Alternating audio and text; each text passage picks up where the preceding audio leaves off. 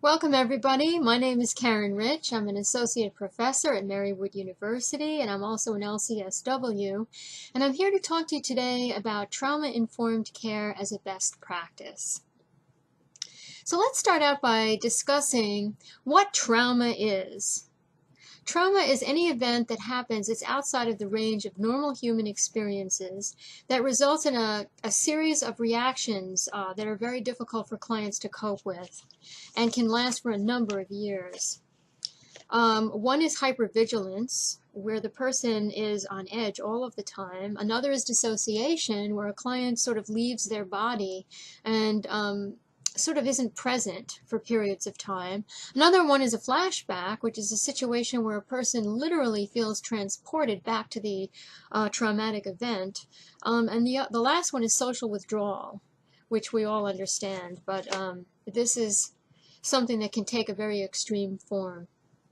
The kind of people that suffer from trauma really sound like many of our clients. Trauma survivors include typically domestic violence survivors, rape victims, people who are homeless, who have maybe suffered a number of traumas in their lives, both before being homeless and then after being homeless, survivors of floods and tornadoes and other natural disasters, refugees and runaways who may be escaping torture, substance abusers who are frequently self-medicating, histories of trauma, war veterans, prisoners, and the persistently mentally ill. But it's important to keep in mind that many people who have trauma histories will not divulge them to us. Part of the reason is a lack of trust, but another reason is just talking about a traumatic experience can cause a person to relive it, and so it's very difficult for them to talk about. We need to keep in mind that many of our clients who don't divulge may be battling post-traumatic stress or other trauma-related disorders. So trauma-informed care involves an awareness, first of all, that the clients that come into our agencies may be suffering from trauma, and also an attempt to look at the agency setting and interpersonal messages conveyed by staff, and to try to modify those in accordance with what typical clients who come into that agency with trauma histories may need. This is so that clients are not re-victimized, so that they can benefit better from the services that we're offering, so that acting out resistant behavior and dropout can be avoided, and so that staff can do their best work. In addition, trauma-informed care often will teach clients how to cope with future situations that may also be triggering to them.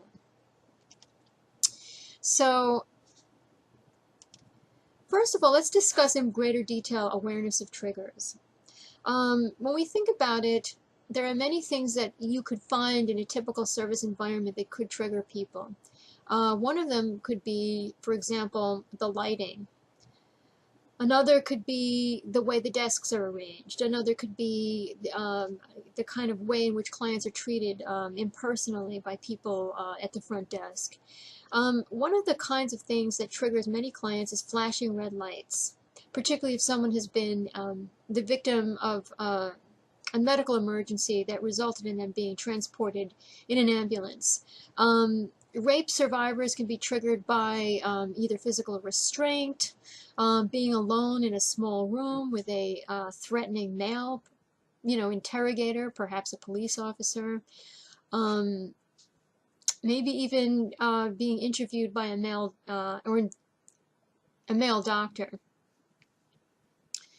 There are also environmental triggers that are more interpersonal, such as people being made to wait, people being dominated, people being disrespected. People who are made to wait can be survivors of abandonment and other types of child abuse, including neglect, who can feel that these kinds of interactions that they had with their parents that were traumatic are recurring again in the service setting. So the question we have to ask ourselves is, can these kinds of environmental cues be modified without sacrificing the quality of services that we want to provide? Another question we should ask ourselves are, is, are we asking our clients how comfortable they are? Clients can often tell us if something in the environment is disturbing to them, or things the environment has that makes them feel more safe. Another issue is that we have timeout rooms often for unruly children in schools, but we don't offer timeout for adults who may be experiencing traumatic symptoms within our service settings. And it would be good to have sort of timeout spaces for people that need them. The reason this is important is because clients will frequently abandon services, and we will just say, well, I guess they weren't really interested or they weren't really motivated. But in fact, those clients that never came back after the very first time, may have been triggered in the environment and just didn't feel safe enough to return. So one of the things we need to do when we're working with trauma survivors is do a safety assessment of each one of them. One of the things that we would look at in a safety assessment is how safe is that client outside the agency setting. Does the client feel safe in her home, in her community, out on the street, taking public transportation? Does the person even have transportation to get to the service setting? These are all important questions because clients that are not safe outside the session may never make it in. Their participation could be severely curtailed by environmental things that we are not even in direct contact with. How safe, from the client's perspective, is your service setting? That's another level that we look at. A third level is how safe is your office? Your office might seem safe to you if you close the door behind the client. And you have fluorescent lights, and maybe you have a little device to block noise. But a client could feel very threatened by some of these things. For example, they may want the door wide open so that they could run out if they really felt the need to.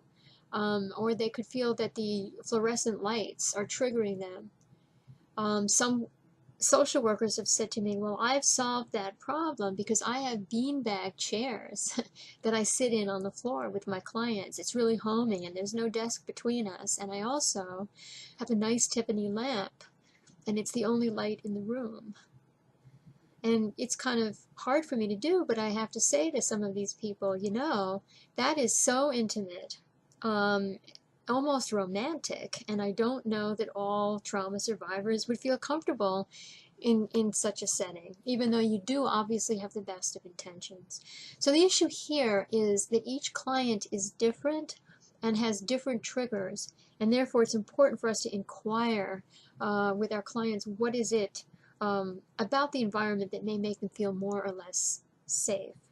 The last question that we should ask ourselves is how safe we are. And what I mean by that is, are we ourselves kind of hyper-reactive to clients when they don't trust us right off the bat? When they're guarded, or when they seem to be making up answers to our somewhat intrusive questions, do we blame them?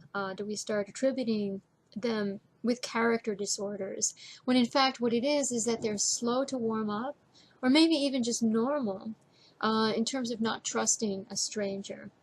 If we have these kinds of feelings of upsettedness towards clients like that, we are not actually very safe ourselves for trauma survivors. We need to be calm so that they have somebody that they can sort of lean on when they're in a state of hyper-arousal. Another component of trauma-informed care is respect for client privacy. This means privacy of the client's records, and we often don't think about the fact that there are file cabinets that a lot of employees have access to within our agency. We might have a couple of hundred employees that can all go into the file and see our clients' records. We need to be sensitive to the issue of disrobing. Some medical professionals have gotten to the point where they ask a lot of questions. Do you feel comfortable if I do this? And is it okay, if you put on the gunny sack gown or whatever it is? Asking permission, explaining what's going to happen, giving people choices can mitigate some of the feelings of bodily invasion that some clients suffer from when they've been victims of physical or sexual abuse. When we want to take photographs of a client, we need to ask permission. I had one client who told me that she was extremely upset because she was paying her medical bill and suddenly a camera went off, and it turned out that it was the policy of that clinic to take photographs of everybody's iris for identification, but this person had not been asked, and she felt very violated. The other thing that we do is we collect a lot of data from our clients, so we ask many more questions that are necessary to provide the actual service we're providing. And we need to think about that. You know, are we extracting data from clients for our use, not for their own benefit? And if so, we need to be really honest about that, and we need to ask them permission rather than just expecting them to comply with all of our questions. Last, we need to consider telling the client what are the consequences of refusal. If for example, client, if you don't want me to take a picture of your iris, does that mean that we can't see you here? If you don't want a drug test, does that mean we will not help you with your substance abuse problem? If you don't answer all of the questions on the intake form because you feel that they don't have anything to do with the service we provide, does that mean we will not treat you here? Survivors have a right to know. And the reason why this is all so important is because survivors, characteristically, have experienced a history of boundary violations. And so they're sensitive to these issues when it comes to boundaries. Clients need to be given choice and empowerment, another key principle in trauma-informed care. Many times we have a choice of different interventions that we could provide a client. And maybe we have the ability to offer them a choice in the order in which they receive certain services. And any opportunity that you can give a client to make a choice and exercise that power in the relationship, the more secure they will feel and the more likely they are to continue to participate with us. Some clients really care what the gender of their provider is. A client, for example, who has been sexually assaulted may feel extremely uncomfortable in the recent aftermath of that, sitting in a room alone with a male with the door closed. Gender-specific treatment is even better than simple awareness of the gender of different staff that are assigned. The other issue is talking to the client about alternatives. No, we don't have any women here, but there's an organization a couple of miles down, or maybe even in the next town, where they do have an all-female staff that can address your problem. Many people who work in agencies don't feel obligated to tell clients that the service that they actually are seeking is available somewhere else, and to actually tell them where they can get that service and make a referral. But that's all part of empowering our clients who are traumatized. It's very important to do so because powerlessness re-traumatizes people.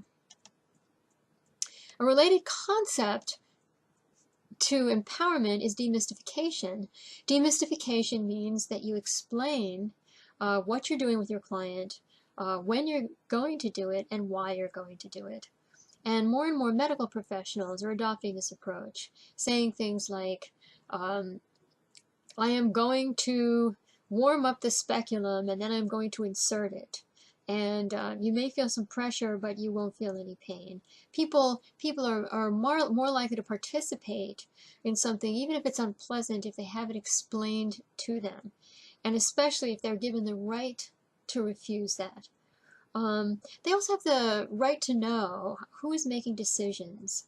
So for example, I may be a clinician and I might be working with a client, but the person making the decisions about what I'm doing with that client could be somebody else. It could be the executive director, it could be a government agency, it could be my supervisor, and it's my obligation, in accordance with principles of trauma-informed care, to explain to the client who is making this decision about how we work together, about what we're doing with each other. here's a somewhat controversial issue, but it's very related to this principle: sharing the client's diagnosis. Some clinicians are uncomfortable sharing a diagnosis with a client, but it's very important to do so simply because it's part of demystification. The client has a right to know. So not only do we throw a diagnosis at a client, but we actually explain what it means in layman's terms so that they can understand it. And we ask them, how do you feel about this? And are you sure, this is clear to you? That's demystification. And we provide written summaries. This is extremely important for clients who dissociate and sometimes have memory problems due to trauma. And their anxiety can also get in the way of them recalling things that we were expecting them to do before our next appointment. So we give them clinical summaries, maybe even a copy of our case notes when they leave. This is important to offer because if we wait until clients ask us, we may never give them this information, because some clients who are traumatized don't feel that they have permission to ask for what they need. So with all of this, all of these different trauma-informed principles, some of you are probably sitting there thinking, I am not going to be able to do this because my organization is not on board. And I certainly can't do this on my own because I would have to spend more time with my clients. I'd have to probably do more research. I'd have to put more energy into working with this client, and I'd have to take on some of the client's feelings because I'm affected by the clients I work with. And if my trauma survivor clients open up to me, I may find that I'm reminded of some things that have happened in my own life that I'd rather not think about. Because of this, organizational support is key in trauma-informed care. All service professionals, not just clinicians, need to be trained on the impact of trauma and the effects of vicarious trauma so that they would recognize symptoms of secondary victimization in themselves if this was happening to them and know that they needed to get supervision. Second, they need to have supervision. It has to be available to all employees. And during these supervisory sessions, emotions must be on the table.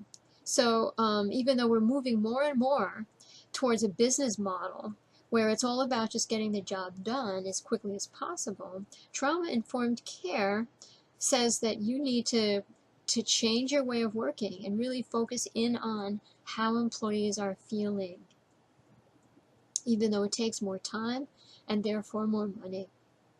Organization policies and practices need to reflect an understanding of trauma-informed care. So it's not just the odd duck worker who embodies those principles. And the organization needs to reward employees who engage in trauma-informed care by promoting them, by touting them as model employees, and perhaps by paying them well as well. Because commitment to trauma-informed care has to be agency-wide in order for it to work. And now I'm going to talk about something that some people think is unrelated to trauma-informed care, but it isn't, and that is cultural competency. The reason cultural competency is related to trauma-informed care is because many cultural groups or victims of historical trauma, for example, Native Americans and Native Hawaiians, and they're very hesitant to receive services from mainstream professionals because historically mainstream professionals have not been trustworthy.